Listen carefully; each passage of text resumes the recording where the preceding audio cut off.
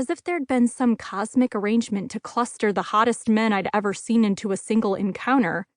The man just behind the first was equally stunning. But I recognized the mischievous eyes, the half-smile, and the messy blonde hair. That was Chris Rose. The Chris Rose. The same one I'd barely been able to avoid hearing about any time I turned on the radio or the TV for the past few months once he got tangled up in all the engagement and wedding controversy.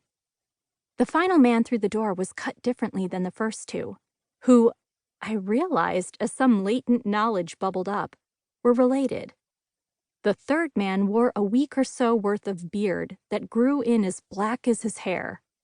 Tattoos snaked up from beneath his collar and ran down over the backs of his muscular forearms and hands. The first man looked serious, the second appeared amused, and the last seemed troubled. Why did that immediately make me like him the most? He was wearing a baseball cap, and then I realized I recognized him too. He was the baseball pitcher who hadn't been drafted and went on to take the league by storm a couple years ago. Jack Kerrigan. The three huge men took one of the tables in the corner, and it was only as they were sitting that I realized a small child was trailing behind Kerrigan. The big pitcher gently lifted the boy and set him on the bench beside him. At a glance, I couldn't imagine it was Kerrigan's son. Kerrigan looked like some sort of dark-haired interpretation of the Thunder God. He was all wild power and lithe athleticism, with rugged features. He was the embodiment of masculine capability. And then the boy? I felt my heart go out to the little guy, because I knew how kids could be. He was small, with the tiniest, most cramped-in shoulders I thought I'd ever seen. He was also already pulling out a little sketch pad and leaning down to draw. Someone snapped in my ear.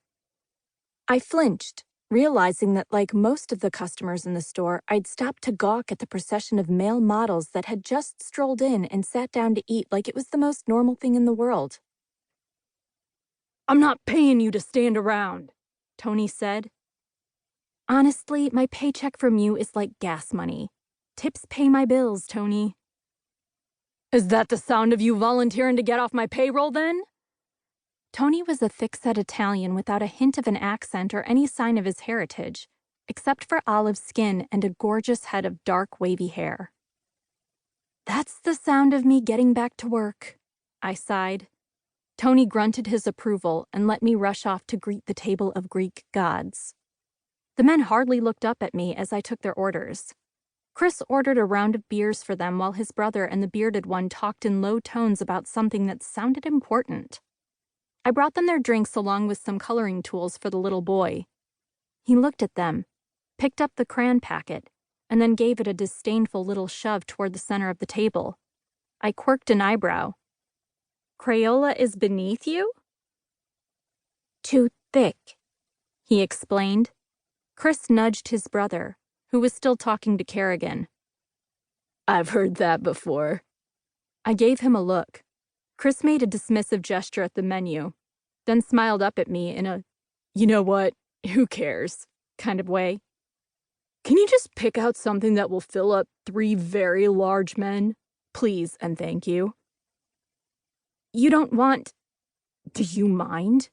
the other man growled, turning to face me with the most terrifying glare I'd ever seen. I liked to think I had backbone, but in that moment I was glad I didn't, because it would have slid itself right out of my ass and onto the floor. I turned, went to the computer, and plugged in their orders. "Asshole," I muttered under my breath. I ordered something for the little boy I thought Griff would like. Grilled cheese, maybe? Then I plugged in one of our challenge pizzas for the 3 men. It was called the Gutbuster, and it consisted of 3 large pizza crusts combined together, quadruple the toppings, sauce, and cheese. To top it off, hot sauce was drizzled over the entire thing. It was utterly disgusting, and I hoped the jerk and his stuck-up ass would hate every bite. But Chris said to make sure they'd be full, and I couldn't think of how.